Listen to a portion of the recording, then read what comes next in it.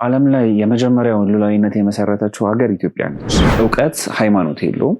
እውቀት ብሔር የለውም። እብነ አድማስ በሚባለው ድንጋይ አለትን መቁረጥ ማለት በቢላዋ ቅቤ መቁረጥ ማለት ነው ይላሉ። እንግዲህ 21ኛው መቶ ክፍለ ዘመን ላይ ደረስንበት የምንለው ትልቁ የቴክኖሎጂካል አድቫንስመንት ነው ክሎኪንግ ዲቫይስ። ከ3000 ዓመት በፊት እኛ አባቶች ልክ እንደዛ ገዳማትን ፒራሚዶች ገንብተው ሰውረዋል። መሰልጠን ማለት የራስህን ማንነት መናቅና መጣል ማለት አይደለም። እኛ ኢትዮጵያውያን ብቻ ሳይሆን እኛ አፍሪካውያን አሁን እየሰለጠንን ሳይሆን እየወደቅን ነው ያለን። የአሜሪካ ተስፋ ሀሳብ ምዕራቡ ዓለም ለምን የኢትዮጵያ ብራና መጽሐፍቶች ይፈልጋል፣ እውቀቶች ይፈልጋል? መፍትሄ ስለሆነ ነው። አማራጭ የላቸውም። ሰርቫይቭ ለማድረግ ኢትዮጵያ ታስፈልጋቸዋል። እኛ ለኢትዮጵያውያንም እነዚህ ብራናዎች ኒውክለር ሳይንሳችን ናቸው ወይም ቀመሮቻችን ናቸው። ሙሴ እኮ መቶ አስተዳደርን የተማረው ከኢትዮጵያዊ ነው አይደለም? ስለዚህ እኛ ንስሐ አባት በየቤቱ እየሄዱ ለየግለሰቡ ለየቤተሰቡ ቴራፒ ይሰጣሉ። ይህን እኮ ምዕራባውያን የተረዱት 19ኛው መቶ ክፍለ ዘመን ላይ ነው። እርቅ ይሁን ፖድካስት እንግዲህ ስለ ስርዓተ ትምህርት ከማንሳታችን በፊት ማንሳት አለብን ብዬ የማስበው ስለ ሉዓላዊነት ነው፣ ወይም ደግሞ ስለ ግሎባላይዜሽን ስለምንለው ነገር ማለት ነው። ዞሮ ዞሮ ከሱ ጋር የተዛመደ ነገር ስለሆነ ማለት ነው። ሉዓላዊነትን የመሰረቱት አካላት ወይም መሰረቱት የምንላቸው ምዕራባውያን ሀገራት ስለ ሉዓላዊነት ያስቀመጡት ዲፊኒሽን አለ። ያ ዴፊኒሽን ምንድነው? ሉዓላዊነት ማለት ዓለምን ወደ አንድ መንደርነት መቀየር። ዓለም አንድ ባህል፣ አንድ ቋንቋ፣ ባህሎች፣ አንድ ስርዓት ይኖራታል ነው። ዞሮ ዞሮ ቴክኖሎጂው ዓለምን ወደ አንድ መንደርነት ሰብስቧታል ነው። ስለዚህ ዓለም አንድ ቅርጽ እንድትይዝ፣ አንድ መልክ እንድትይዝ የሚያስችል ስልቶችን ነድፈዋል ማለት ነው። ከነዛ ከነደፏቸው ንድፎች መካከል አንደኛው ትምህርት ነው። ሌላኛው አስተዳደር ነው። ሌላኛው ባህል ነው።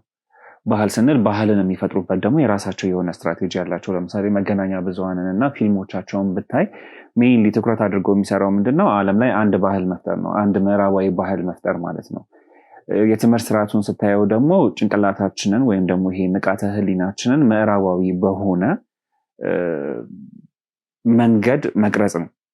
ስለዚህ የዓለም ህዝብ ምዕራባዊ በሆነ እውቀት ወደ አንድነት እንዲመጣ፣ ወደ አንድ ክብነት እንዲመጣ የትምህርት ስርዓቱ ምዕራባዊ መሆን መቻል ነበረበት። እንዳስቀመጡት ዲፊኒሽን መሆን የነበረበት ምንድነው? ሁሉም ሀገራት ስንል ዓለም ላይ ያሉት ሀገራት እንዳለ ባህላቸውን፣ እውቀታቸውን፣ ማንነታቸውን ይዘው ጠረጴዛ ላይ አስቀምጠው የእነሱ ድብልቅ የሆነ አንድ ማንነት ነበር ሊሆን ይገባ የነበረው። ለምሳሌ ኢትዮጵያ ስትል ኢትዮጵያዊነት አንድ ማንነት አይደለም፣ የተለያዩ ማንነቶች ድምር ውጤት ነው። ወይም ደግሞ ኮሌክቲቭ ኮንሽስነስ የምንለው ነገር ነው። የጋራ ንቃተ ህሊና ነው ኢትዮጵያዊነት። ስለዚህ ሉዓላዊነትን መሆን የነበረበት ልክ እንደዛው ነበር። የጋራ ንቃተ ህሊና ነበር መሆን የነበረበት። የተለያዩ የዓለም ህዝቦች ድምር ንቃተ ህሊና ነበር መሆን የነበረበት። አሁን ባለው አካሄድ ግን እንደዛ አይደለም። ሉዓላዊነት ምዕራባዊ ንቃተ ህሊና ነው። ያ ምዕራባዊ ንቃተ ህሊና ደግሞ እንዲሰፍን አንደኛው የሰሩት ምንድነው? የዓለምን የትምህርት ስርዓት በምዕራባዊ ታሪክ፣ በምዕራባዊ ማንነት፣ በምዕራባዊ ፍልስፍና ቅርጽ ማስያዝ ነው። ስለዚህ ዓለም ላይ የመሰረቷቸው ትላልቅ ተቋማት፣ የአንድነት ተቋማት የተባበሩት የዓለም መንግስታት ድርጅት ሊሆን ይችላል፣ የአፍሪካ ህብረት ሊሆን ይችላል፣ ሌሎቹም በዚህ ማዕቀፍ ውስጥ ያሉት አካላት ምዕራባዊ የሆነውን የትምህርት ስርዓት እንዲከተሉ አድርገዋል። ያው ያንን እየተከተልን ነው ያለ ነው። ስለዚህ የትምህርት ስርዓታችን ለምን ምዕራባዊ ሆነ? ከዚህ ጋር ተያይዞ የሚመጣ ነገር ነው። እርቅ ይሁን ፖድካስት በመሰረቱ እኮ ዓለም ላይ የመጀመሪያውን ሉዓላዊነት የመሰረተችው ሀገር ኢትዮጵያ ነች። ከክርስቶስ ልደት በፊት ያለውን ዘመን ስናየው ኢትዮጵያዊ በሆነ ፍልስፍና፣ ኢትዮጵያዊ በሆነ እውቀት፣ ኢትዮጵያዊ በሆነ ንቃተ ህሊና ዓለምን አዘምነን ነበር፣ ዓለምን አሰልጥነን ነበረ፣ ዓለምን አንድ አድርገን ገዝተን ነበር። ስለዚህ የመጀመሪያው ሉዓላዊነት ወይም ደግሞ የመጀመሪያውን ግሎባላይዜሽን የፈጠረችው ኢትዮጵያ ናት። መረጃዎችም አሉት ለዚህ። እንደ አብነት ለምሳሌ ማንሳት የምንችለው አንድ ፕሪሂስቶሪክ ኔሽን የሚባል መጽሐፍ አለ። እዛ ላይ ምን ብሎ ነው የሚጀምረው? የመጀመሪያዋ መንግስትን የመሰረተች የመጀመሪያዋ አገር ኢትዮጵያ ነች ብሎ ነው የሚጀምረው። አንድ ሀገር መንግስት ስትመሰረት የስነ ህዝብ አስተዳደር ፍልስፍና ሊኖራት ይገባል። ተቋማቶች ሊኖራት ይገባል። ስለዚህ የመጀመሪያውን ተቋማቶች የአስተዳደር ፍልስፍና ዘርግታ የተገበረች ሀገር ኢትዮጵያ ነች እያለን ነው። የመጀመሪያው ሀገር ከሆነች ደግሞ ሌሎቹን ሀገራት ዶሚኔት የማድረግ እድሏን በጣም ሰፊ ነበረ። እሱንም ደግሞ አርኪኦሎጂካል በሆኑ መረጃዎችም የምናየው ነው። ቻይና ብትሄድ፣ ጃፓን ብትሄድ፣ ወደ ህንድ ብትሄድ፣ ሜክሲኮ፣ ሰሜን እና ደቡብ አሜሪካ፣ አውሮፓ ላይ ለነበሩት ስልጣኔዎች መሰረት የጣለችው ኢትዮጵያ ናት። ያ ማለት ሉላዊነትን አስፍና ነበረ ማለት ነው። ያ ሉላዊነት መሰረቱ ምንድነው? እውቀት ነው። ኢትዮጵያዊ የሆነ እውቀት፣ አፍሪካዊ የሆነ እውቀት ማለት ነው። ስለዚህ እዚህ ጋር ልብ ልንል የሚገባው ነገር ምንድነው? ሁለት ኃይሎች ናቸው ያሉት። ስለዚህ ኢትዮጵያዊና አፍሪካዊ በሆነ ንቃተ ህሊና ጥንት የነበረ የዓለም ስርዓት ነበረ። ከዛ በኋላ ደግሞ ከ700-800 ዓመታቶች በፊት ደግሞ ይህንን ደምስሰው ምዕራባዊ የሆነ ስርዓትን በዓለም ላይ መፍጠር የሚፈልጉ ኃይሎች ተነሱ። ስለዚህ ማድረግ ያለባቸው ነገር ምንድነው? ምዕራባዊ ኃይልን ለማስፈን ኢትዮጵያዊና አፍሪካዊ የሆነው ኃይል መክሰም ነበረበት። ስለዚህ ላለፉት 800-900 ልንለው እንችላለን ዓመታቶች እንዴት ምዕራባዊ የሆነውን ፍልስፍና ወይም ሉላዊ ስርዓት ማስፈን እንችላለን፣ እንዴት ኢትዮጵያዊና አፍሪካዊ የሆነውን ስርዓት ደግሞ ማክሰም እንችላለን የሚሉ በርካታ ሴራዎች እና በርካታ ስራዎች ተሰርተዋል። አሁንም እየተሰሩ ይገኛል። እርቅ ይሁን ፖድካስት ለ5000 ለ6000 ዘመናት የዘለቀው ኢትዮጵያዊ እውቀት ስርዓት ነበረው፣ የትምህርት ስርዓት ነበረው። ያንን የትምህርት ስርዓት ደግሞ የዘረጋችው የኢትዮጵያ ኦርቶዶክስ ተዋሕዶ ቤተክርስቲያን ነች። እዚህ ጋር አንድ በጣም ሊሰመርበት የሚገባው ትልቅ ቁም ነገር ምንድነው? በዓለም ላይ ለበርካታ ሺህ ዘመናት ስርዓት ያለው ተቋማዊ የሆነ አስተዳደር ያለው የመጀመሪያው ተቋም የኢትዮጵያ ኦርቶዶክስ ተዋሕዶ ቤተክርስቲያን ነች።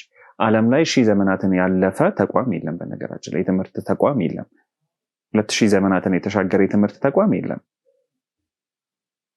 ከክርስቶስ ልደት በፊትም ያ ተቋም ነበረ። አሁን ባለው ከክርስቶስ መምጣት በኋላ በክርስቶስ ክርስቲያን ተብሎ ተቋማዊ የሆነ ወይም ሃይማኖታዊ ቅርጽን ከመያዙ በፊትም እነዚያው አባቶች ነበሩ። ያንን ያስቀጠሉት በሶስቱም ህግጋቶች ማለት ነው። በህገ ልቦናም ብንሄድ ያ እውቀት ነበረ። ስርዓት ኖሮት እየተጻፈ ብራና ላይ እየተከተበ በስርዓት የመጣ ነበረ። ስለዚህ አባቶች ለልጆቻቸው የሚያስተምሩበት ስርዓት ነበረው፣ ወይም ደግሞ ማህበረሰቡ ለልጆቹ ያንን እውቀት የሚያስተላልፍበት ስርዓት ነበረው። ያንን ስርዓት ከክርስቶስ ልደት በኋላም ተቋማዊ ቅርጽ ሰጥታ የያዘች ዓለም ላይ የመጀመሪያዋ ተቋም ወይም ኢንስቲትዩት የኢትዮጵያ ኦርቶዶክስ ተዋሕዶ ቤተክርስቲያን ነች። ይሄ ሊሰመርበት ይገባል። ሪሰርችን ብናደርግ እንግዲህ እንደዛ አይነት ተቋም የለም። ይሄ በጣም ትልቅ ነገር ነው። አሁን ላለነው ኢትዮጵያውያን ብቻ ሳይሆን አፍሪካውያን፣ በሰው ልጅ ታሪክ ለሚኮራም ማንኛውም የዓለም ህዝብም በጣም ትልቅ ነገር ነው ብዬ ነው የማስበው። ስለዚህ ይሄ የካበተ እውቀት ተዳፍኖ የምዕራቡን ዓለም 300 እና 400 ዓመት እድሜ ያለው እንዲሁም 300 እና 400ም አይደለም፣ አብዛኞቹ የምንማራቸው ትምህርቶች የ100 ዓመትና ከ100 ዓመት በታች የሆኑ ታሪኮች ናቸው። ስለዚህ እነዚህ ትምህርቶች መሰረታዊ በሆነ መንገድ አፍሪካዊና ኢትዮጵያዊ ንቃተ ህሊናን የሚደመስሱ ናቸው። እነዛ አካላቶች ኮንሽስሊ ያደረጉት አላደረጉትም እሱ ሌላ ጉዳይ ነው። የእኛም አካላት ተቀብለው ኢትዮጵያውያኖቹም አፍሪካኖቹም በትምህርት ስርዓታቸው በአስተዳደር ስርዓታቸው አስገብተው ሲያስተምሩን ኢትዮጵያዊነትን ወይ አፍሪካዊነትን ለማጥፋት ነው ላለማጥፋት ነው እሱም ሌላ ጉዳይ ነው። ዋናው ትልቁ ነጥብ ግን ኢትዮጵያዊና አፍሪካዊ ንቃተ ህሊናን ግን ደምስሶ አጥፍቶታል። ለዛ ነው የራሳችን ማንነት፣ የራሳችን የአስተዳደር ስርዓት፣ የራሳችን የትምህርት ስርዓት፣ የራሳችን ፍልስፍና፣ የራሳችን ማህበረሰባዊ እሴታችንን እያጣን ያለ ነው። እርቅ ይሁን ፖድካስት ቅድም ያነሳነው ነገር አለ። እንግዲህ የመጀመሪያዋ መንግስት የነበራት ሀገር ኢትዮጵያ ነች ብለናል። እንግዲህ መንግስት የምትመሰረተው ህዝብ ሲኖር ነው።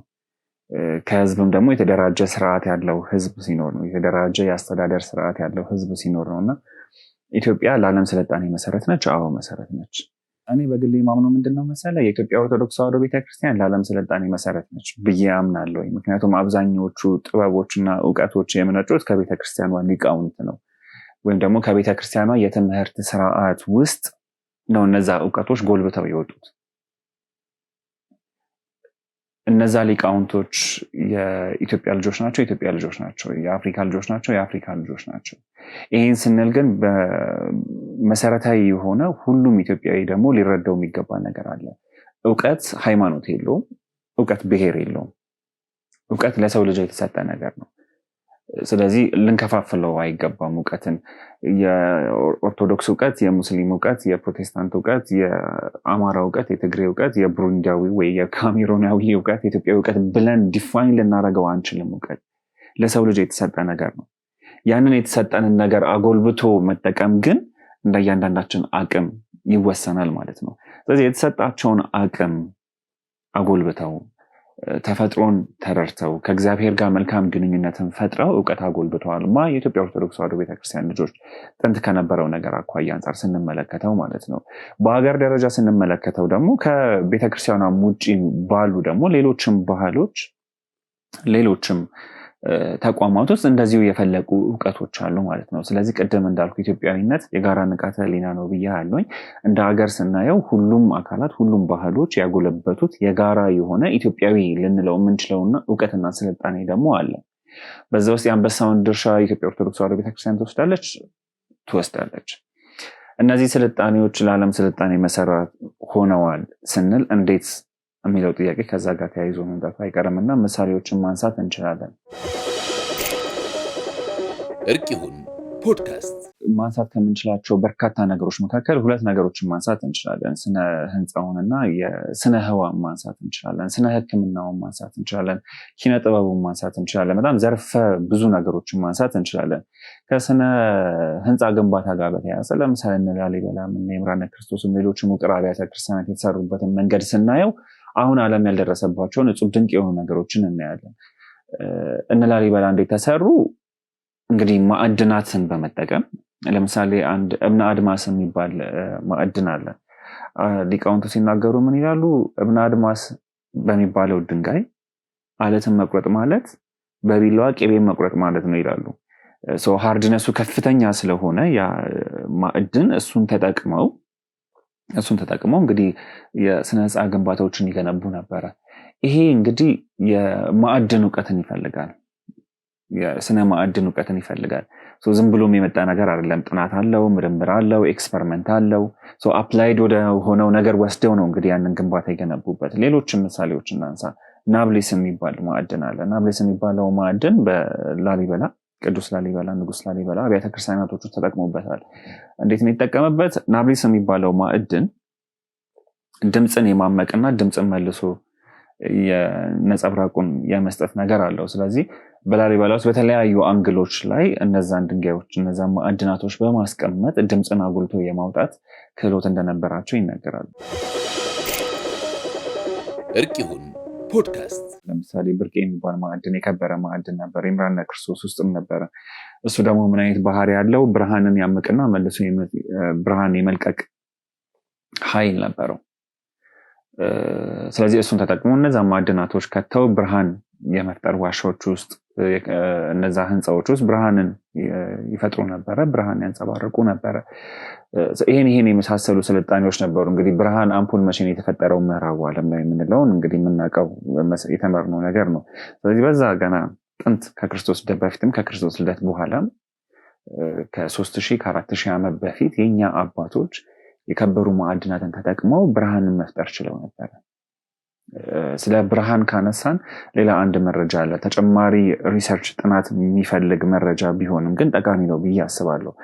አባቶቻችን ብርሃንን ይፈጥሩ ነበር ማለት ምንድነው? እንደ አፈ ታሪክ የምንሰማው ነገር አለ።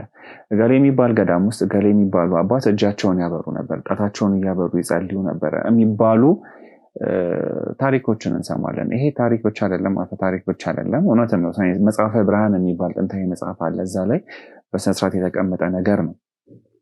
ይህንን ነው እንግዲህ አሁን ሃሪ ፖተር የሚል ፊልም ስታይ እዛ ላይ ይህን ነገር ታየዋለህ። በጣም ብዙ የሆሊውድ ፊልሞች ላይ የማጂክ የሚሏቸው ፊልሞች ላይ ወይ ሳይንስ ፊክሽን ፊልሞቻቸው ላይ እንደዚህ አይነት ነገሮችን ሲጠቀሙ ታያለህ። ሌላ ለምሳሌ አሁን ክሎኪንግ ዲቫይስ የሚባለውን ነገር እናንሳ። ክሎኪንግ ዲቫይስ ማለት አንድን ኦብጀክት መሰወር ማለት ነው። ኢንቪዚቢሊቲ የሚባለው ነገር ማለት ነው። ይሄ እውቀት ጥንት አባቶቻችን ጋር እንደነበረ ይታወቃል፣ ይነገራል። ጥበቡን በስነስርዓት ሰፍሯል። በአንድ መንገድ ብቻ ሳይሆን በተለያዩ መንገዶች ማዕድናትን በመጠቀም እጽዋትን በመጠቀም ቁሶችን፣ ዋሻዎችን፣ ከተሞችን አባቶቻችን ይሰውሩ ነበር። ይሄ እጽዋትን ብቻ ሳይሆን የከበሩ ማዕድናትንም በመጠቀም የሚሰሩት ጥንታዊ የአባቶቻችን ቴክኖሎጂ ነው። ይህን ቴክኖሎጂ እንደ አፈ ታሪክ ወሰዱትና ፊልም ሰሩበት። የተለያዩ ፊልሞችን ሰሩ። ማርቨል የሚባለው የፊልም ተቋም በጣም ብዙ ፊልሞችን ሰርቷል። ከሃሪ ፖተር ባሻገር መመልከት ከፈለጉ ኤጀንትስ ኦፍ ሺልድ የሚል ፊልም በጣም ብዙ ፊልሞቻቸው ላይ ብቻ ብላክ ፓንተር የመሳሰሉ ፊልሞች ላይ ይሄን የመሰውር ልብስ አለ። ልብሱን ስትለብስ ትሰወራለህ። መኪኖቻቸው ይሰወራሉ፣ ፕሌኖቻቸው ይሰወራሉ። ፊልም ከሰሩ በኋላ በተግባር ደግሞ ሰርተውታል። ጃፓን ለወታደሮቿ ልብስ ሰርታለች፣ የሚሰውር ልብስ ማለት ነው። አሜሪካን፣ እንግሊዝ፣ ጀርመን፣ ሩሲያ ታንክ ሰርተዋል፣ አውሮፕላን ሰርተዋል፣ ጀት ሰርተዋል፣ የሚሰወር ማለት ነው። አሁን በተግባር እንግዲህ 21ኛው መቶ ክፍለ ዘመን ላይ ደረስንበት የምንለው ትልቁ የቴክኖሎጂካል አድቫንስመንት ነው ክሎኪንግ ዲቫይስ። ከ3000 ዓመት በፊት እኛ አባቶች ልክ እንደዛ ገዳማትን ፒራሚዶች ገንብተው ሰውረዋል። አሁን እነዚህ እንዴት ሰሩት ስትለው እነዚህም አሁን ዘመናዊ ሳይንስ ላይ ክሪስታሎችን በመጠቀም ነው የሚሰሩት። ሌላ የተለየ ተአምር ፈጥረው አይደለም። ስለዚህ ለዚህ ስልጣኔ መነሻ ነበረ ነው መነሻ ነበረ። ምክንያቱም ከ3 እና ከ4 ዓመት በፊት እነዚህን እውቀቶች ተግብረናቸው ስለነበረ። በሕክምናውም ስትሄድ አሁን ምዕራቡ ዓለም የሚጠቀምባቸው እያንዳንዱ የሕክምና እውቀቶች ከኛ አባቶች ሄዱ ናቸው። መረጃችሁ ምንድነው? ጥንታዊ የሆኑት የሕክምና መጽሐፍቶቻችን እንዳለ በምዕራቡ ዓለም ታላላቅ የሕክምና የጥናት ላቦራቶሪዎች ውስጥ ስለሚገኙና ምርምር እየተደረገባቸው ስለሆነና እነሱም ስለማይክዱት እኛንም የምንክደው በነገራችን እነሱ አይክዱት። እርቅ ይሁን ፖድካስት መሰረታዊ ነገር ስልጣኔ ራሱ ምን ማለት ነው? መሰልጠን ማለት ምን ማለት ነው? ይሄንን ሁላችንም መረዳት አለብን ብዬ አስባለሁ። መሰልጠን ማለት ሌላ ሰው መሆን ማለት አይደለም። መሰልጠን ማለት የራስህን ማንነት መናቅና መጣል ማለት አይደለም። መሰልጠን ማለት የዕለት ተዕለት ህይወትህን ማቅለል ማለት ነው። ያ ነው የስልጣኔ ትርጉም። ለእኔ እንደሚገባኝ አንድምታው ያ ነው። የዕለት ተዕለት ህይወታችንን ቀላል ማድረግ ነው። በምንሰራው ስራ፣ በህይወታችን፣ በጤናችን፣ በአስተዳደር፣ በተለያዩ ዘርፎች ላይ የተሻለ ነገር መስራት ነው። መጀመሪያው ነገር ትናንት ከሰራነው ነገር ነገ የተሻለ ነገር መስራት ነው። እሱን መስራት የምንችልበትን ስርዓት መዘርጋት ስልጣኔ ነው። መሰልጠን ማለት የትናንትናው ማንነትን መጣል ማለት አይደለም። አሁን ብዙ ጊዜ ይመስለኛል የምንሸወደው ለዛ ይመስለኛል። ለምሳሌ ከ20 ዓመት በፊት የነበረውን ነገር መጣል መሰልጠን ነው። ለምሳሌ ከ20 ዓመት በፊት ኖርማል ሱሪ ነበር የምንለብሰው፣ አሁን እስኪኒ ነው የምንለብሰው። ያ መሰልጠን ነው ብሎ ነው ሰው የሚያስበው። ምክንያቱም እንደ ትናንትናው ከለበስክ ዛሬ አልሰለጠንክም አንተ። ትናንትና እናቶቻችን ፀጉሯቸው አፍሮ ነበረ፣ ዛሬ ግን እህቶቻችን ሂውማን ሄር ያደርጋሉ፣ የሰው ፀጉር ያደርጋሉ፣ አርቲፊሻል ፀጉር ያደርጋሉ። ለምን? ትናንትና የተደረገው ስላለፈበት ዛሬ አዲስ ነገር ማድረግ አለባቸው፣ ልክ እንደ ምዕራባውያኖቹ። ይሄ አይደለም መሰልጠን። መሰልጠን ማለት ራስን ማሳደግ ነው። መሰልጠን ማለት ትናንት ያደረግከውን ነገር አሻሽለህ ነገ ደግሞ የተሻለ ነገር ማድረግ ነው። ይሄ ነው የስልጣኔ ትርጉም ለእኔ። ስለዚህ አባቶቻችን በነበሩባቸው የታሪክ ዘመናቶች ስትሄድ አባቶቻቸው ካደረጉት ነገር የተሻለ ነገር ለማድረግ ራሳቸውን ሲያስተምሩ፣ ራሳቸውን ሲያሳድጉ ነው የምትመለከተው። ራሳቸውን እንዴት ነው የሚያሳድጉት? በስጋዊ እውቀት ራሳቸውን ያሳድጋሉ። በመንፈሳዊ እውቀት ራሳቸውን ያሳድጋሉ። መንፈሳዊ እውቀትን ከስጋዊ እውቀት ጋር ደምሮ የያዘ ትጋት ነበር የነበራቸው አያቶቻችን። ስለዚህ ሁሌ ራሳቸውን እያሳደጉ ይሄዱ ነበረ። መሰልጠን ማለት ያ ነው። እርቅ ይሁን ፖድካስት። እኛ ኢትዮጵያውያን ብቻ ሳይሆን እኛ አፍሪካውያን አሁን እየሰለጠንን ሳይሆን እየወደቅን ነው ያለ ነው። ቅድም መሰልጠን በሚለው ትርጉም መሰረት ማለት ነው። ምክንያቱም ብንሰለጥን ኖሮ ላሊበላ ውቅር አብያተ ክርስቲያናቶችን ከሰራ እኛ ደግሞ ሌላ ሌቭል ላይ ነበር አሁን ልንሆን የሚገባው።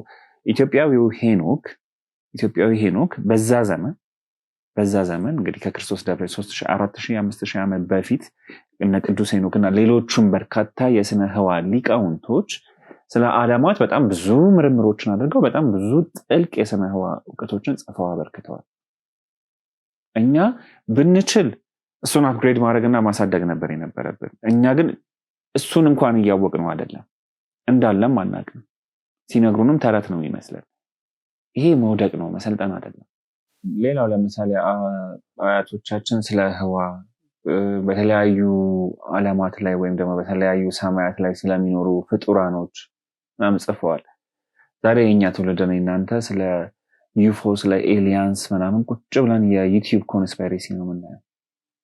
ናሳ ምን አለ፣ አሜሪካ ምን አለች፣ ዋይት ሃውስ ምን አለ ምናምን፣ ፔንታጎን ምን አለ፣ ሲአይኤ እዚህ ላይ ምን ይላል ምናምን ነው ኮንስፓይሬሲ ቲዮሪ ነው ስናሳድድ የምንውለው እንጂ ጥንታዊ አባቶቻችን ስለነዚህ ፍጡራኖች ምን ይላሉ ብለን ጠይቀናል፣ አጥንተናል። ካጠናነው ነገር ተነስተን የብራና መጽሐፍቶችን መሰረት አድርገን ኢትዮጵያዊ በሆነ ፍልስፍና ስለ ሰማያት እውቀቶች ተመራምረን የሰራነው ስራ አለ? አልሰራንም። ይሄ መውደቅ ነው። ስትሰለጥን ግን አባቶቻችን ሰርቶ ያለፉትን ነገር አፕግሬድ አድርገህ አሻሽለህ ነው ሌላ የተሻለ ስርዓት፣ የተሻለ ትምህርት፣ የተሻለ ቴክኖሎጂ የምትፈጥረው። ኤቦታ የሚባል ማዕድን የከበረ ማዕድን ነበር። ኤቦታ በሚባል ማዕድን አባቶቻችን የተለያየ ገዳማት ሆነው ኮሚኒኬት እንደሚያደርጉ እንቁ አበባን የተባለ መጽሐፍ ላይ ሰፍሯል። እያንዳንዳችን ስማርትፎን ውስጥ እኮ ክሪስታል አለ። ክሪስታል የሌለበት ስማርትፎን የለም። ስለዚህ አባቶቻችን ክሪስታልን ተጠቅመው በርካታ ሺህ ዘመናት በፊት ኮሚኒኬት ያደርጉ ነበረ የሚል መረጃ ተጽፏል። እሱን አጥንተን እኛ ራሳችን ክሪስታል የኛን ማዕድናት መሰረት አድርገን የግንኙነት መሳሪያዎችን ፈብርከናል፣ አልፈበረክም። ስለዚህ አልሰለጠንም።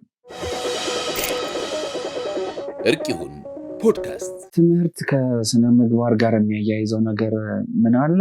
እንግዲህ የኢትዮጵያ የትምህርት ስርዓት ወይም ደግሞ የኢትዮጵያ ሀገር በቀል እውቀት በአራቱም አቅጣጫ ትልቁ ሀብቱ ምግባርን መሰረት ያደረገ በመሆኑ ነው። ትህትናን መሰረት ያደረገ መሆኑ ነው። በተለይ አሁን ከአብነት ትምህርት ቤት አንጻር ምሳሌ አድርገን እንነሳና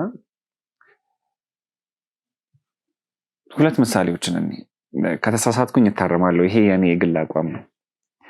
በምዕራቡ ዓለም ካሪኩለም የተማረ ሰው ዲግሪ ላይ የሚሆን ማስተርስ ላይ የሚሆን ፒኤችዲ ላይ የሚሆን ከሰራ በኋላ ምንድን ነው የሚለ? እኔ በሰራሁት ሪሰርች መሰረት እንደዚህ ነው፣ ስለዚህ ይህን መቀበል አለባችሁ፣ ይሄ ነው እውነቱ ነው የሚለ።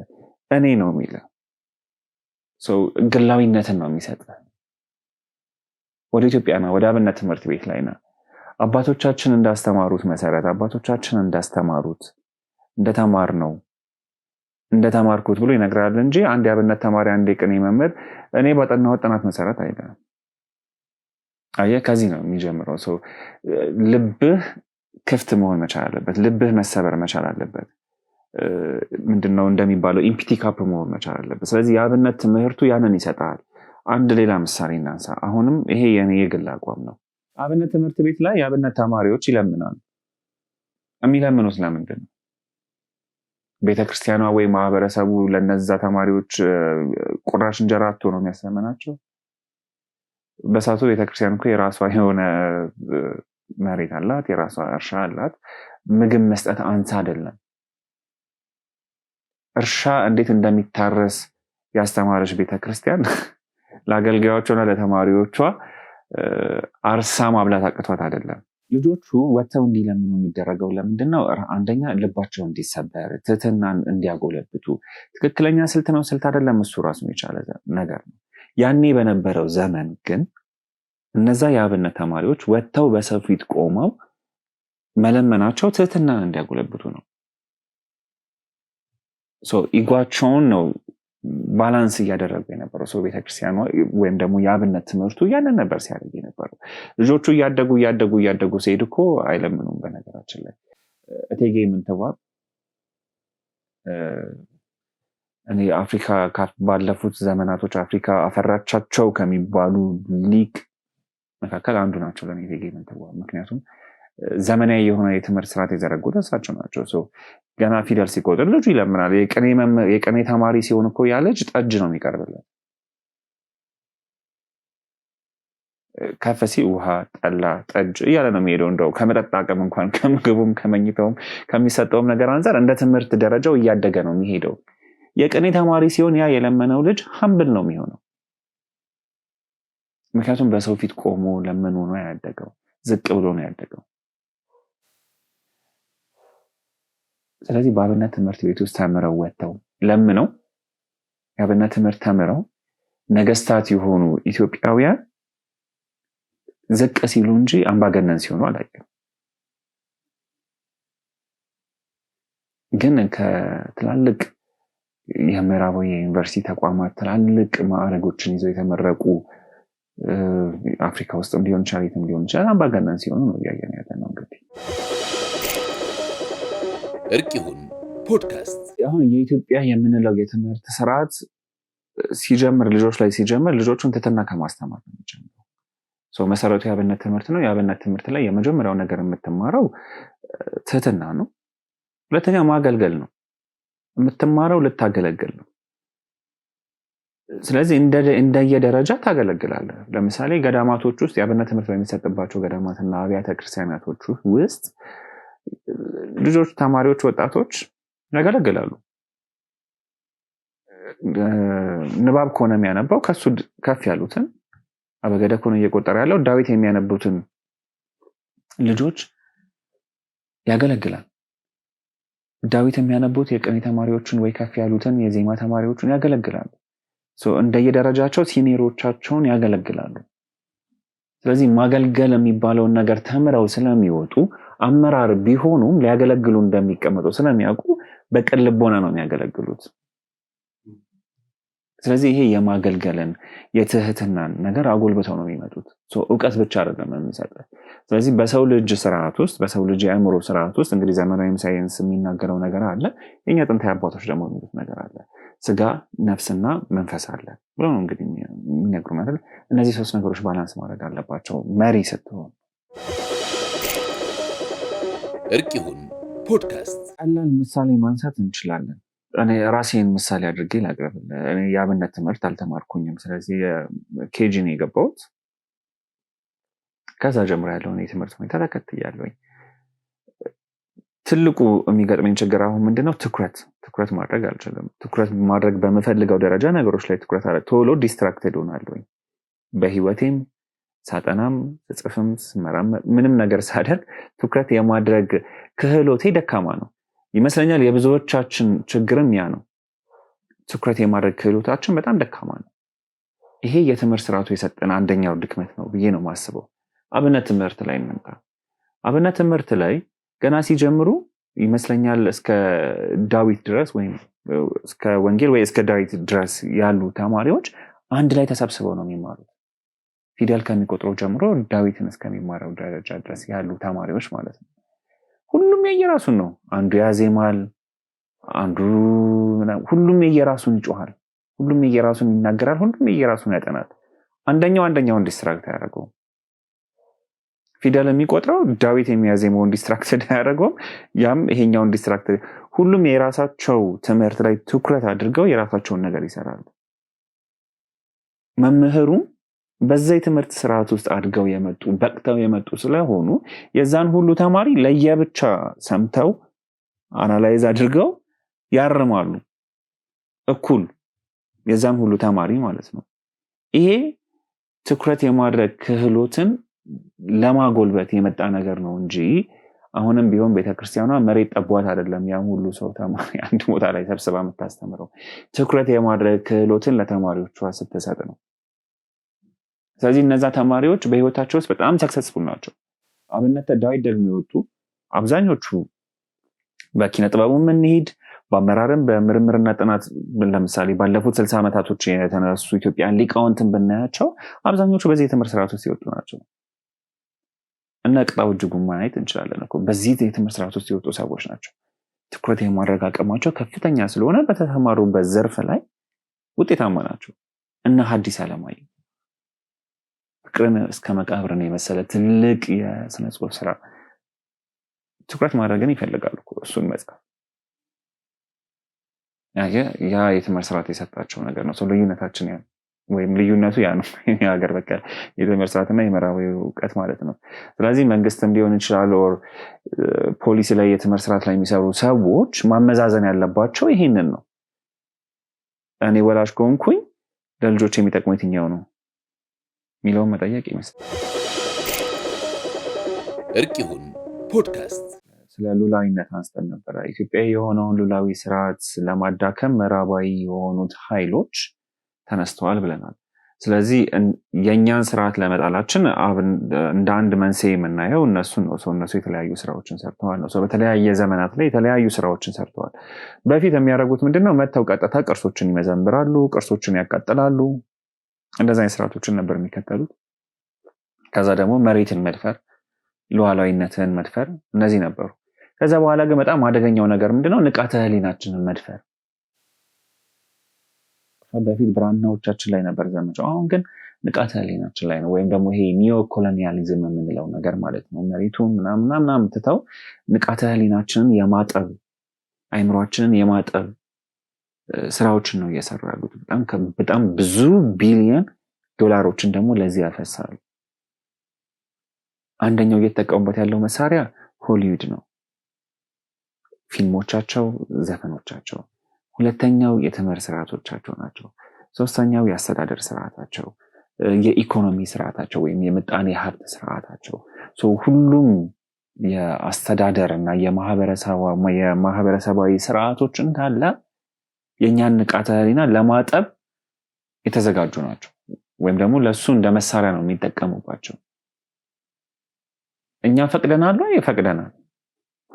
በአንድም በሌላም መንገድ ፈቅደናል። ለሱ በጣም ብዙ ምክንያቶችን ልናነሳ እንችላለን።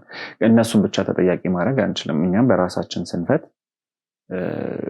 ቅጥራችንን አሳልፈን ሰጥተናል፣ ርስታችንን አሳልፈን ሰጥተናል። ቅጥርና ርስት ስል ንቃተ ህሊናችንን ነው።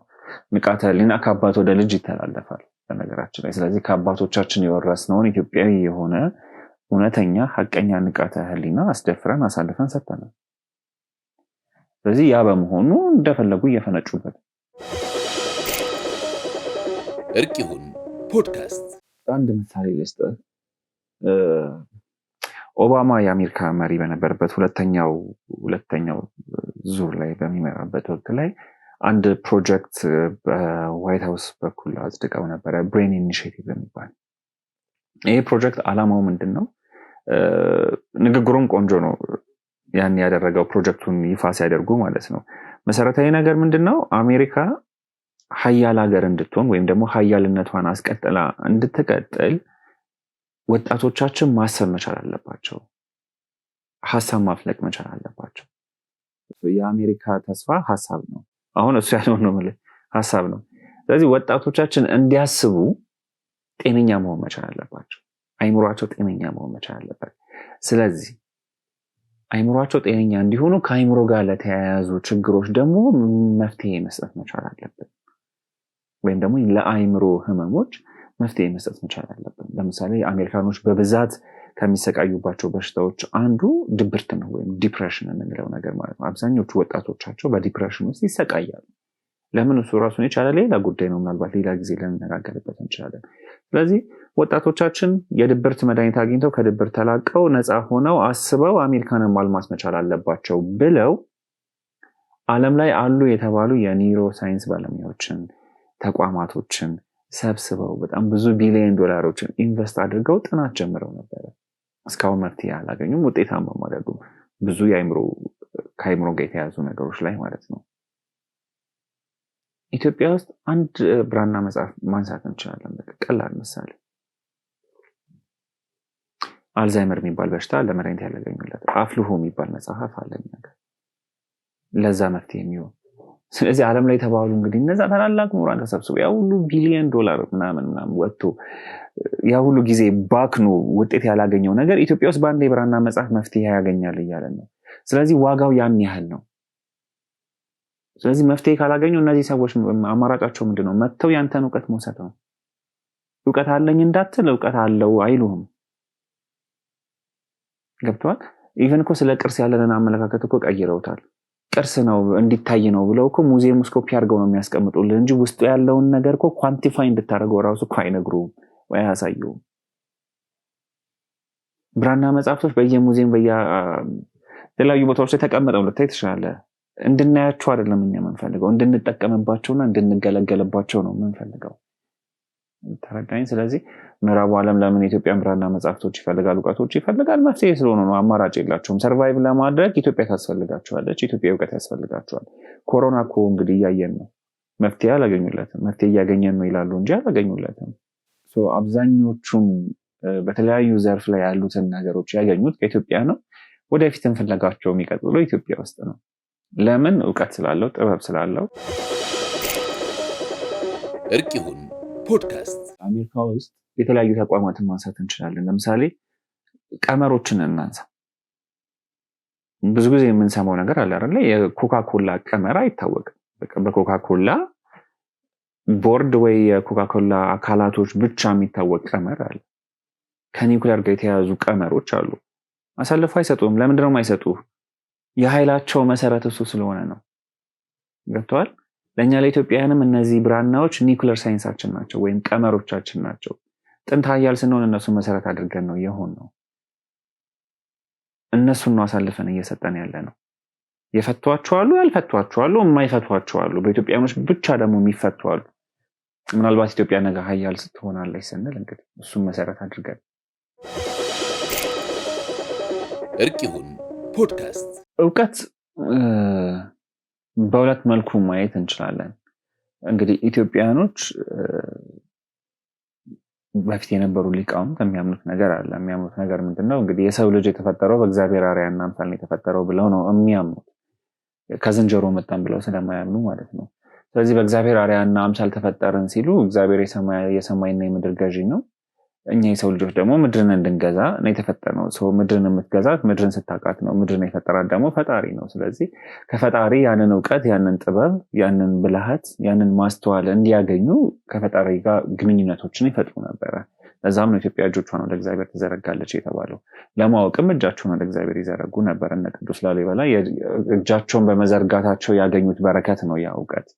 እነ ሄኖክ እጃቸውን በመዘርጋታቸው ያገኙት ነገር ነው። እነ ቅዱስ ያሬድ እና አባ ጊዮርጊስ ዘጋስጫ፣ ሌሎቹም በጣም ብዙ በርካታ ኢትዮጵያውያን ሊቃውንት እና አለቃ ገብረሐና በጣም ያልተነገረላቸው ትልቅ ኢትዮጵያዊ ሊቅ ናቸው። አፍሪካዊ ሊቅ ናቸው። ዜማ ደርሰዋል ልክ እንደ ቅዱስ ያሬድ። ፍትሐ ነገሥትን የተረጎሙ እሳቸው ናቸው። እኛ አባት ከቀልዶቻቸው ባለፈ ግን ያገኟቸው መንፈሳዊ እውቀቶች በጸሎት ያገኟቸው ናቸው። ከእግዚአብሔር ጋር ባላቸው መልካም ግንኙነት ያገኟቸው ናቸው። ስለዚህ አንደኛው ይሄ ሴኩላር የሆነው የምዕራቡ ዓለም ካሪኩለም ያሳጣን ነገር ያ ነው። ይህን ተረት ለማድረግ ስለ አኑናኪ ያወሩልሃል። ምናልባት እዚህ ላይ በጣም ጥናትና ምርምር መደረግ አለበት ብዬ አስባለሁ። ምዕራባውያኖቹ አኑናኪ የሚባል ስልጣኔ ያለ እያሉ የሚጽፉት ነገር አለ። ምንድነው? ኤሊያኖች መጥተው ለሰው ልጆች እውቀትን ሰጥቷቸው ኢትዮጵያኖች እኮ ስልጣኔያቸውን መሰረት ያደረጉት ከኤሊያኖች ነው ይለዋል። ወጣም ወረደ ግን ሰማያዊ ከሆነ ኃይላቶች ጋር ግንኙነት መፍጠር ችለናል። እነሱ እንደሚሉት ቢሆን እነሱ ያንን ማድረግ አልቻሉም ዞሮ።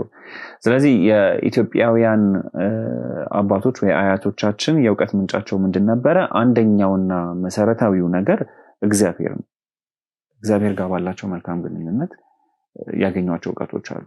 ከዛ ባለፈ ደግሞ ቅድም አንስቼልህ ነበረ በሰው ልጆቹ 3 ነገሮች አሉ ብያለሁ። ስጋ አለ፣ መንፈስ አለ፣ ነፍስ አለ። ነፍስ የምትባለው ነገር ለሰው ልጅ 2 ነገር ነው የምትሰጠው፣ ንቃትና ትጋትን ትሰጣለች። which is consciousness እና determination። የሰው ልጅ consciousness ስላለው ወይም ንቃተ ህሊና ስላለን እንመለከታለን፣ ኦብዘርቭ እናደርጋለን። ስለዚህ ተፈጥሮን ኦብዘርቭ በማድረግ በራሳችን መንገድ እየተመራመረን ደግሞ ያወቅናቸውና ያጎለበትናቸው እውቀቶች አሉ። ስለዚህ አገር መስራች ህዝቦች ስለሆነ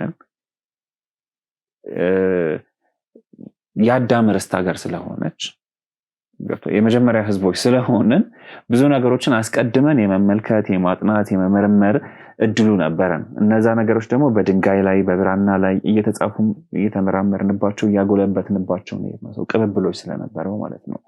ስለዚህ በሁለት መንገድ ነው እውቀት ያገኘ ነው። አንድም ከእግዚአብሔር፣ አንድም ደግሞ በራሳችን መንገድ ኦብዘርቭ በማድረግ ተፈጥሮን በመመራመር ያጎለበትናቸው ደግሞ እውቀቶች።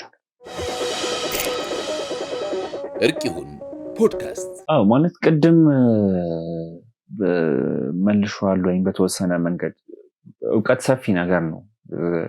ይህ ሁሉ ሺህ ዘመናት ጎለበተ የምንለውን እውቀት በአጭር ጊዜ ውስጥ ይሄ ብለን ማስቀመጥ ሊከብደን ይችላል። ግን በየዘርፉ አያቶቻችን እውቀቶች ነበራቸው ነው መሰረታዊው ነገር። በሕክምናው ሳይንስ ስንሄድ በሕክምና ላይ በጣም የካበተ እውቀት ነበራቸው። በስነ ህዋ በጣም የካበተ እውቀት ነበራቸው። በኪነ ጥበቡ በጣም የካበተ እውቀት ነበራቸው። በሁሉም ዘርፎች ላይ በአስተዳደር ሙሴ እኮ መቶ አስተዳደርን የተማረው ኢትዮጵያዊ ነው አይደል እንዴ? ስለዚህ በየዘርፉ እውቀቶች ነበሩን ነው። ስለዚህ በእነዚህ ዘርፎች ላይ ያሉን እውቀቶች ምንድናቸው?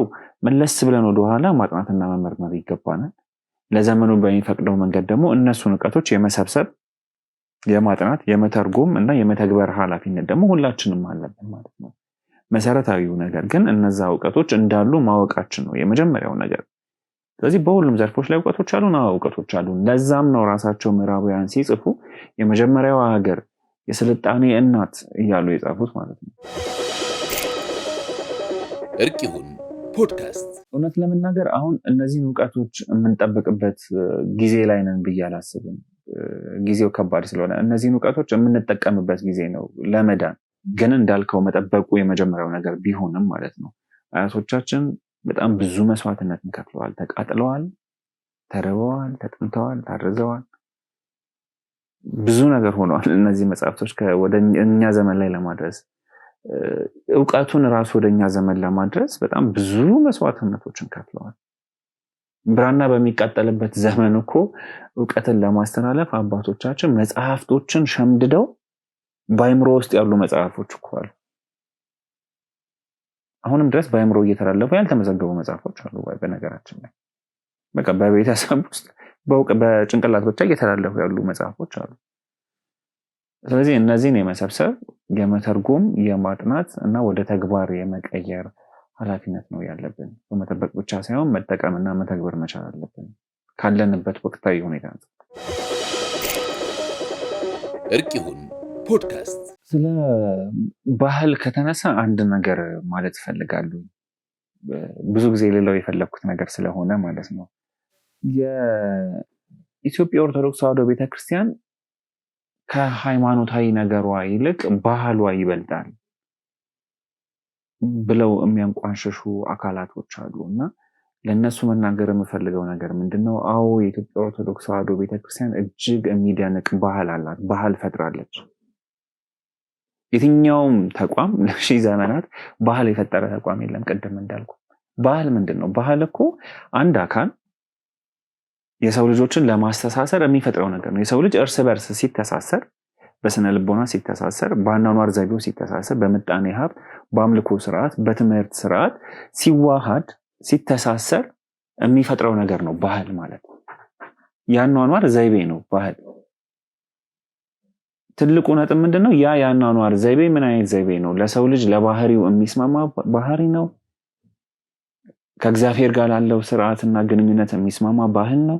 ስለዚህ የፈጠርነው ባህል ምን አይነት ባህል ነው? ገብቶሃል? እኛ የፈጠርነው ባህል እኮ የሰው ልጆች ወይም ማህበረሰብ ቋንቋ፣ ብሔር፣ ቀለም ሳይለይ ብዙ ጊዜ የሚባል ነገር እኮ አለ። እንደ አንድ ቃል ተናጋሪ፣ እንደ አንድ ልብ መካሪ ሆነው አገር እንዲገነቡ የሚያስችል ባህል ነው የፈጠረው የኢትዮጵያ ሕዝብ፣ የኢትዮጵያ ሊቃውንቶች፣ የኢትዮጵያ ኦርቶዶክስ ተዋሕዶ ቤተክርስቲያኖች። ምዕራቡ ዓለም የፈጠረው ባህል ምንድን ነው? መሰረታዊ የሚባለው ጾታዊ ግንኙነት እንኳን እርስ በርሱ እንዳይዛመድ አድርገው እኮ ነው ባህል የፈጠሩት። ከሰብአዊ ፍጥረታችን ውጪ የሆነ ባህል። ስለዚህ እነዚህ ሰዎች ተነስተው የፈጠራችሁት ባህል ሊሉን አይችሉም። የፈጠርነው ባህልማ ገብቷል፣ ዓለምን ወደ ተሻለ መንገድ ቀይሯት ነበረ። ኢትዮጵያውያን ወይም ደግሞ በኢትዮጵያ ኦርቶዶክስ ተዋሕዶ ቤተክርስቲያን ስርዓት ውስጥ ጎልብተው የወጡ አመራሮች ምን አይነት ባህል ነበራቸው ብለን እንጠይቅ። እንግዲህ ሙስሊም ወንድሞቻችን ዓለም ላይ ሲሳደዱ ኢትዮጵያውያን ተቀብሏቸዋል። ኢትዮጵያዊ ንጉሥ ተቀብሏቸዋል። ይህ እኮ ባህል ነው። የተለያየ ማንነት ያላቸው ማለት ሁለት ግለሰቦች አንድ ላይ ሲገናኙ ህይወታቸውን ቀላል ለማድረግ የሚተገብሯቸው ነገሮች ባህልን ይፈጥራሉ። ባህል ማለት ያ ነው። ሌላ የተለየ ነገር አይደለም ባህል። ስለዚህ ማህበረሰብ እያደገ ሲሄድ፣ እየሰፋ ሲሄድ ህይወቱን ቀላል ለማድረግ በሚተገብራቸው ነገሮች ውስጥ የሚያጎለበታቸው የህይወት ዘይቤዎች አሉ። እነሱን የህይወት ዘይቤዎች ነው ባህል የምንላቸው። እናት አባቶቻችን የምጣኔ ሀብታዊ ችግሮቻቸውን ለመቅረፍ አገር በቀል የሆነ ባንኪንግ ሲስተም አጎለበቱ። እቁብ ብለው ጠሩት። ያ ባህል እኮ ነው። ስርዓት ነው፣ ሲስተም ነው። ስለዚህ አያቶቻችን በረጅም ጊዜ ዘመናቶች ውስጥ እንደዚያ ያጎለበቷቸው ነገሮች አሉ ነው። የኢትዮጵያ ኦርቶዶክስ ተዋሕዶ ቤተክርስቲያን ደግሞ የሰው ልጅ ሰብአዊ ማንነቱ ተጠብቆ፣ ከእግዚአብሔር ጋር ያለው ግንኙነቱ ተጠብቆ፣ እርስ በርስ ሰዎች ያላቸው ግንኙነቶች ተጠብቀው ለተሻለ ዓላማ እንዲሰሩ እንዲተጉ የሚያደርጉበትን ደግሞ ባህሎች ፈጥራለች ቤተክርስቲያን። ለምሳሌ አንድ የፈጠረችው ባህል ምንድነው? ቅድም ማስተዋል ሰዎች ጤናማ መሆን መቻል አለባቸው አይደለ? ሰዎች ጤናማ እንዲሆኑ ችግሮቻቸውን መቅረፍ መቻል አለባቸው። ችግሮቻቸውን እንዲቀርፉ ሰዎች ምን ማድረግ አለባቸው? ተገናኝተው መመካከር መቻል አለባቸው። ስለዚህ ቤተክርስቲያን ምን አደረገች? ለእያንዳንዱ ቤተሰብ ካውንስለር አዘጋጀች። ንስሐ አባት ብላ ጠራቻቸው እኛን ካውንስለር። ስለዚህ እኛ ንስሐ አባት በየቤቱ እየሄዱ ለየግለሰቡ ለየቤተሰቡ ቴራፒ ይሰጣሉ። ይህን እኮ ምዕራባውያን የተረዱት 19ኛው መቶ ክፍለ ዘመን ላይ ነው፣ ያሳደጉት 20ኛው መቶ ክፍለ ዘመን ላይ ነው በነገራችን ላይ። ስለዚህ አሁን ይሄ ባህል ነው። ልጆቿ ማህበረሰቡ ጤናማ እንዲሆን የፈጠረችው ስርዓት ነው። ስለዚህ ባህል ከኢትዮጵያ እውቀት ጋር ያለው ተዛምዶ ምንድን ነው? እውቀቱ በራሱ ስርዓቱ በራሱ የፈጠራቸው የተለያዩ ባህሎች አሉ። እነዛ ባህሎች ጤናማ የሆነ ንቁ የሆነ አገሩን የሚያለማ ዓለምን የሚያለማ ትውልድ ለመፍጠር አስችሏል ነው እያለን ያለ ነው። ምዕራቡ ዓለም ባህል አለው። አዎ ባህል አለው። ያ ባህል ለሰብአዊ ማንነቱ ጠቅሞታል አልጠቀመውም ጥያቄ ነው። አስተዳደራዊ ባህላችን ዓለምን ጠቅሟል አልጠቀመም የምናየው ነገር ነው። በፊት እኮ ነገስታቶቻችን ንገሱ ሲባሉ እምቢ ብለው በግድ ተመተው ነው ዙፋን ላይ የሚቀመጡት። ይሄ ባህል ነው። ይሄን ባህል ምን ፈጠረው? የአብነት ትምህርት ቤቱ። ምን አይነት ባህል ነው? ትህትና፣ ሌሎችን ማስቀደም የሚባል ባህልን ፈጠረ አብነት ትምህርቱ። የምዕራቡ ዓለም ትምህርት ደግሞ ምንም ፈጠረ? ራስን ማስቀደም። ስለዚህ ራሱን ስለሚያስቀደም አይ እኔ ብቻ ነኝ የምገዛ ይላል። ኢትዮጵያውያን ነገስታቶች የፈጠሩት ባህል ደግሞ አረ ወንድሜ ይግዛ፣ እሱ ከኔ የተሻለ ነው፣ እሱ ይግዛ የሚለን ስርዓት ፈጥሮ ነበረ። ይሄ እንግዲህ በአጼዎቹ ዘመን። እርቅ ይሁን ፖድካስት በመሰረቱ ጥንት ሰዎች ለምን ወደ ኢትዮጵያ ይመጣሉ የሚለውን ጥያቄ ማንሳቱ ተገቢ ነው። ጥንት ለምን ኢትዮጵያ ውስጥ ሰዎች ይመጣሉ ወይም የምንፈልገው ይመጣሉ የሚለውን ለማንሳት አንድ ምሳሌ ልስጥ። አሁን ላይ ሰዎች ለምን ላስ ቬጋስ ይሄዳሉ? ላስ ቬጋስ የሚሄዱት ብሎ ለመዝናናት ነው። ራሳቸውን ጥለው ለመዝናናት ይሄዳሉ። ስለዚህ ብዙ ጊዜ አሁን ሄደ ላስ ቬጋስ ምን አለ ወይ ላስ ቬጋስ ብትሄድ ምን ታደርጋለህ? እዝናናለሁ ነው የሚለው ሰው። ስለዚህ ለመዝናናት ቁማር ለመጫወት ሰዎች ይሄዳሉ። ስለዚህ ላስ ቬጋስ ስለ ንቃተ ህሊናህ ላይ የሚመጣው ነገር ምንድነው? መዝናናት፣ ቁማር ምናምን፣ ጨዋታው፣ ፌሽታው ነው አእምሮ ውስጥ የሚመጣው። ስለዚህ ላስ ቬጋስ የዛ ንቃተ ህሊና ሴንተር ነች፣ የስጋዊ እርካታ ሴንተር ነች። ጥንት ደግሞ ኢትዮጵያ የመንፈሳዊ ንቃተ ህሊና፣ የመንፈሳዊ ጥበብ፣ የምርምር ከአምላክ ጋር ግንኙነት የሚፈጠርባት ከፈጣሪ ጋር ግንኙነት የሚፈጠርባት ቦታ ወይም ሴንተር ነበረች። ስለዚህ ያንን የሚፈልጉ አካላቶች በሙሉ ወደ ኢትዮጵያ ይጎርፉ ነበር፣ ይመጡ ነበር። ስለዚህ ወደ ኢትዮጵያ የመጡበት ትልቁ ነገር ያ ነው። ተስዓቱ ቅዱሳንም ሌሎችም በርካታ ቅዱሳን ግለሰቦች፣ ነገስታቶች ብዙዎች እና ሄሮዶተስ እኮ መጥተዋል። ጊዮን ድረስ መጥተዋል፣ አባይ ድረስ መጥተዋል። ምን ለማድረግ? ለመማር። ስለዚህ በጣም ብዙ በታሪክ ሂደት ውስጥ የምናውቃቸው የሌሎችም ሀገር ሊቃውንቶች ወደ ኢትዮጵያ ውስጥ መጥተዋል። አሁንም እኮ ዓለም ታሪኳን መያዣ አታለታለች። በነገራችን ላይ ደርሰው ድርሰት ሆነና መያዣ መጨበጫ አጡለት። ስለዚህ መያዣ መጨበጫ ያጡለትን ታሪክ ቁልፍ ለማግኘት መፍትሄ ለማግኘት አሁንም ድረስ የሚመጡት እኮ ኢትዮጵያ ውስጥ ነው። መነሻው እዚህ ስለሆነ መዳረሻውም እዚህ ስለሆነ ማለት ነው። ስለዚህ ትልቁ የሚወጡበት ምክንያት ያ ነው። ኢትዮጵያኖች እንግዳ ተቀባይ ናቸው። አዎ እንግዳ ተቀባይ ናቸው። ለምን እንግዳ ተቀባይ ሆኑ? ሰብአዊነት ላይ ስለሚያምኑ፣ ሰው በመሆን ስለሚያምኑ አያቶቻችን የትምህርት ስርዓቱም አገር በቀል እውቀቱም ያንን መሰረት ያደረገ ስለነበረ፣ መቀበልን መስጠትን መሰረት ያደረገ ስለነበረ እንግዶችን ይቀበሉ ነበር። ምክንያቱም ከፈጣሪ ጋር የሚገናኙ ሰዎች ናቸው። ባሪያውና በአምሳሉ የተፈጠረውን ሰው የሚንቁበት የሚገፉበት ምክንያት አልነበራቸው። ምንም እንኳን ኢቭን ከሃይማኖቱ የራቀ ከባህላቸው የራቀ አይነት አስተሳሰብ ቢኖራቸው ማለት ነው። እዚህ ላይ ጥሩ ምሳሌ አድርጌ ባነሳው ደስ የሚለኝ ከዚህ ጥያቄ ጋር ላይገናኝ ይችላል፣ ግን ኢምፖርታንት ነው ብዬ የማስበው ከትህትና እና ፍትሃዊ ከመሆን አንጻር ቅድም አንስተናል። የኢትዮጵያ ሀገር በቀል እውቀት መሰረት ነው ስንል አብነት አድርገን ማንሳት ያለብን አሁንም ነገስታቶቹን ነው። ኢቨን ስለ ዲሞክራሲ ስናነሳ ምን ያህል የዲሞክራሲን ጽንሰ ሀሳብ የአብነት ትምህርቱ እንደሚሰጠው ማንሳት ስለምንችል እውነተኛ ዲሞክራሲ ወይም እውነተኛ ፍትሃዊነት ማለት ነው። ላሊበላን እናንሳ። ቅዱስ ላሊበላ በጣም ብዙ ቦታ ዞሮ ቦታ ሲመርጥ ነበረ በነገራችን ላይ ህንፃዎቹን ለመገንባት። ስለዚህ ሮሃን ሲመርጥ ሮሃ ላይ ማዕድን የሚቆፍሩ በጣም በማዕድን የከበረ ቦታ ስለነበረ ማዕድን የሚሰሩ ሰዎች ነበሩ። ስለዚህ ቅዱስ ላሊበላ ንጉስ ላሊበላ ያደረገው ነገር ምንድነው? እዛ ቦታ ላይ ያሉትን ማዕድን የሚሰሩትን ሰዎች መሬቱን ገዝቶ ካሳ ከፍሎ ነው ቦታው ላይ ቤተመንግስቱን የገነባው። ንጉስ ነኝ ብሎ አላባረራቸውም፣ መሬታቸውን አልቀማም። ሲከፍላቸውም ፍትሃዊ የሆነ ክፍያ ከፍሎ ከዛም ደግሞ ፈቃደኛ የሆኑት በስነ ህንፃው ግንባታ ውስጥ ተሳታፊ ሆነው እንዲሰሩ ክፍያው ላይ ለዞም እንደየቤተሰባቸው አንድ ቤተሰብ ላለውና ሁለት ቤተሰብ ላለው ሰው የሚከፈለው ክፍያ ራሱ እኩል አልነበረም። ሁለት ልጅ ላለው ሶስት ልጅ ላለው አንድ አይነት ስራ እየሰሩ ክፍያው ግን ይለያይ ነበር። ያን ያህል ፍትሃዊ የሆነ ሰዎችን የሚጠቅም ነገስታቶችን ማፍራት የቻለ ስርዓት ነበረ። እርቅ ይሁን ፖድካስት። በነገራችን ላይ ዲሞክራሲ ብለው ግሪኮች ሲያመጡት እሱ ራሱን የቻለ ሌላ ኮንስፒሪ ሌላ ሴራ አለው። ከቃሉ ጀምሮ ዲሞክራሲ ከሚለው ከቃሉ ጀምሮ ለምን ያንን ሀሳብ ማምጣት ፈለጉ ምናምን የሚለው በጣም ሰፊ ራሱን የቻለ በጣም ሰፊ ነገር ነው። ለኢትዮጵያና ለአፍሪካ ይጠቅማል አይጠቅምም?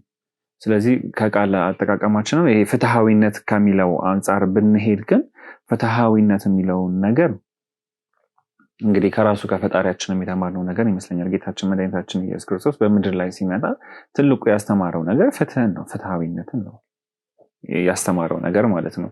ስለዚህ ያንን መሰረት አድርገው የሚሄድ ስርዓትና ነገስታቱን በዛ ስርዓት ውስጥ ይወጡ ስለነበሩ ፍትሃዊ ነበሩ ለማለት የሚያስችል ነገር አለን። ቅድም እንደነሳው ቅዱስ ላሊበላንም ሌሎቹንም ነገስታቶች ስናይ ፍትሃዊ ነበሩ። ከድርጊቱ ከሚያረጓቸውም ነገሮች አንጻር ስታይ ያንን ትመለከታለህ። ፍትሃዊነታቸውን ጎልቶ ታያለህ። ይሄ ፍትሃዊነት የተበላሸው መቼ ነው? እንዳልኩ እኔ የሚለው ምዕራባዊ የሆነው አስተሳሰብ ወደ አመራሮቻችን ሲመጣ ነው ያ ነገር እየተገለበጠ ይመጣው። ነገስታቱ ለምን ይመናሉ? ለምን ገዳም ይሄዳሉ? ቅድም እንዳልኩ ለሁለት ነገር ነው የሚሄዱት። አንድም ራሳቸውን ለእግዚአብሔር ለማስገዛት ነው የሚሄዱት። ሁለተኛ ደግሞ ጥበብን ለማግኘት ነው። ከእግዚአብሔር ጥበብን ለማግኘት ከራሳቸው ጋር ጊዜ ማሳለፍ ስላለባቸው፣ ተመስጦ ማለት ስላለባቸው፣ መጸለይ ስላለባቸው፣ ያንን ግንኙነት መፍጠር ስላለባቸው ይሄዱ ነበረ። ሄደው ግን ከእግዚአብሔር ጋር ያላቸው ግንኙነት ደግሞ በልጦባቸው ምድራዊን ዓለም ወይም ደግሞ ምድራዊን ወንበር ንቀው ደግሞ እዛ መቅረት የሚፈልጉም ደግሞ አባቶች በታሪክ ሂደቶች ውስጥ አይተናል፣ ነገስታቶች አይተናል ማለት ነው። እግዚአብሔር ሲፈቅድ ያው ስልጣኑን ይዘው ለሀገር ለዓለም የሚጠቅም ስራ ሰርተው አልፈዋል እነዛ ሰዎች። ስለዚህ ፍትሃዊነትን ዓለም ከኢትዮጵያ ነው የተማረው ማለት ያስችላል። እርቅ ይሁን ፖድካስት። ሁሌ ሌሎችን ተጠያቂ ማድረግ ከባድ ነው ማለት ለምሳሌ እምዬ ሚኒሊክ ወይም ደግሞ በዛ ዘመን ላይ የነበሩት አመራሮችም ህዝቡም ቅኝ የተገዛ ነው እኮ ጣሊያን ሊወረን ስለመጣ ነው ብለው መልስ ሲሰጡ አስብ። ሊወረ ሲመጣ ደውን ማድረግ የምትችለው ነገር ተነስተ መዋጋትና ራስን መከላከል ነው። ስለዚህ ንቃተ ህሊናንም ባህልንም ሊያስጥሉ ሲመጣ ማድረግ ያለብህ መቃወምና ባህልን ፕሮቴክት ማድረግ ነው። አሁን እያለን ያለ ነው አይ እነሱ ባህላችንን ሊያስጥሉ ስለመጡ ነው ባህላችንን የተው ነው የማይመስል ነገር። እኛ ስለደከምን፣ እኛ ስለተኛን፣ እኛ ራሳችንን ስለናቅን ነው ራሳችን ባህላችንን አሳልፈን የሰጠነው። እነሱ ጠላቶቻችን አሉ። ጠላት አለ። ኢትዮጵያ በዘመኗ ሁሌም ጠላት አላት። ጠላቶቿንም ስትከላከል ስታሸንፍ ኖሯ የመጣች ሀገር ነች። ዛሬ ለምን ተሸነፍን? በንቃተ ህሊና ደረጃ አሳልፈን ስለሰጠን ነው ራሳችንን። የተኮተኮትንበት ስርዓትም ደግሞ እንደዛ እንድንሆንም ስላደረገን ነው። ስለዚህ ምክንያት ማብዛቱ አያዋጣንም። ራሳችንን ተጠያቂ ከማድረግ ይጀምራል። ከዛ ባለፈ ግን ደግሞ ይህንን ለማድረግ የቆሙ አካላቶች አሉ።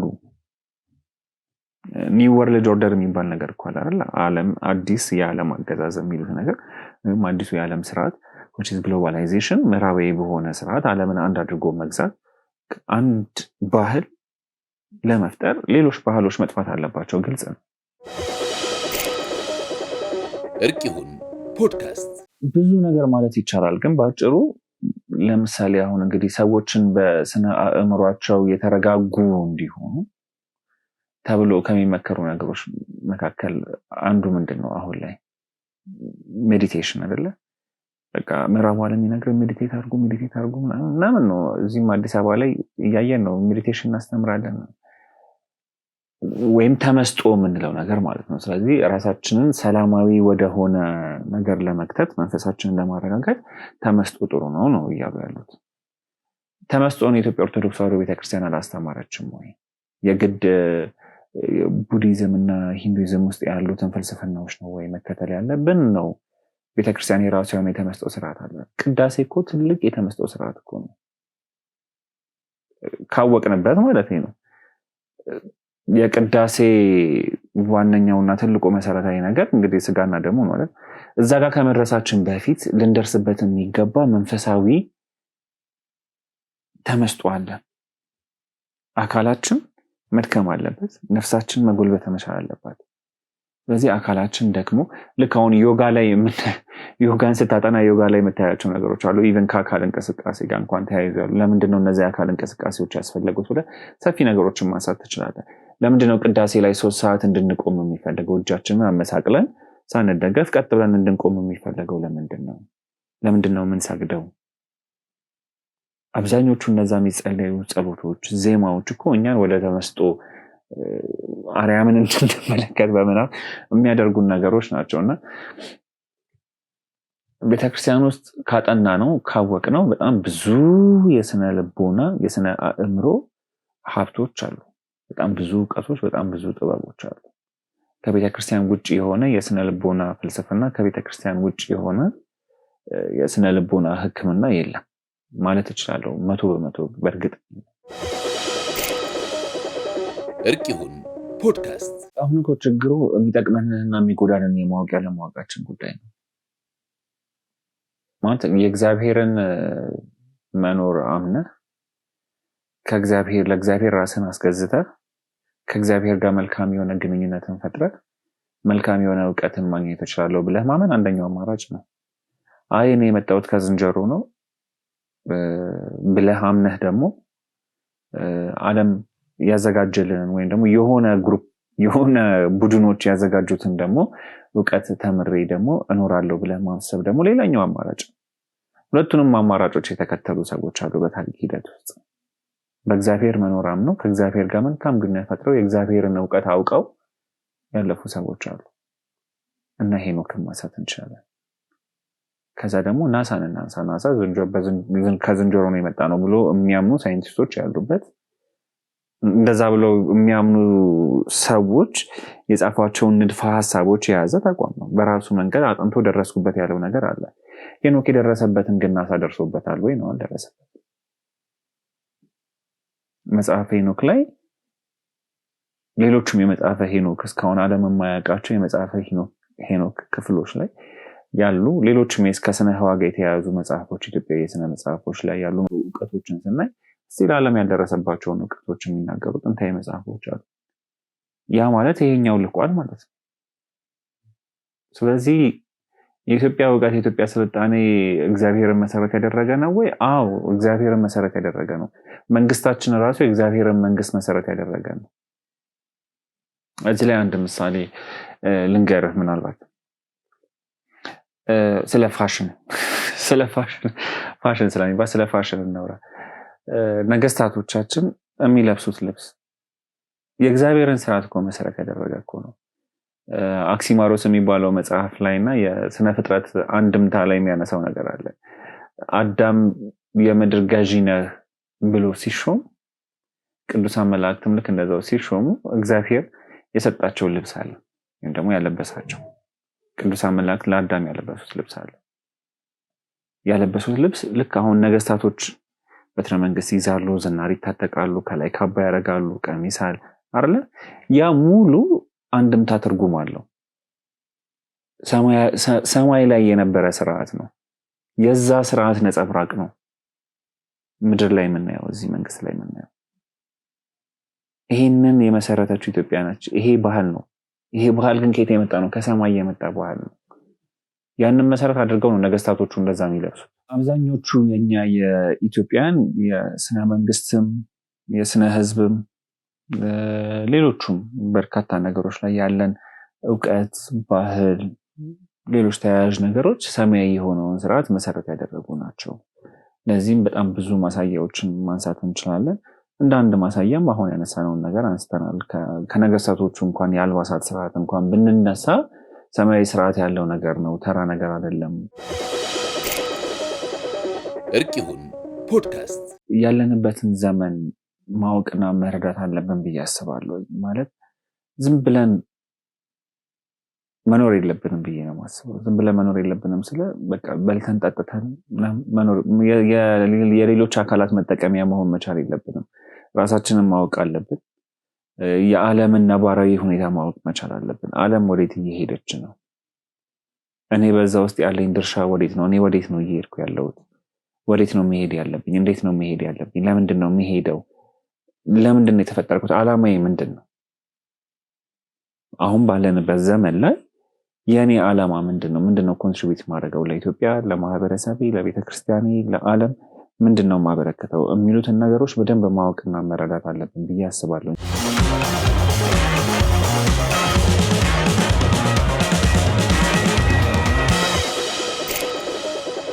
እርቅ ይሁን ፖድካስት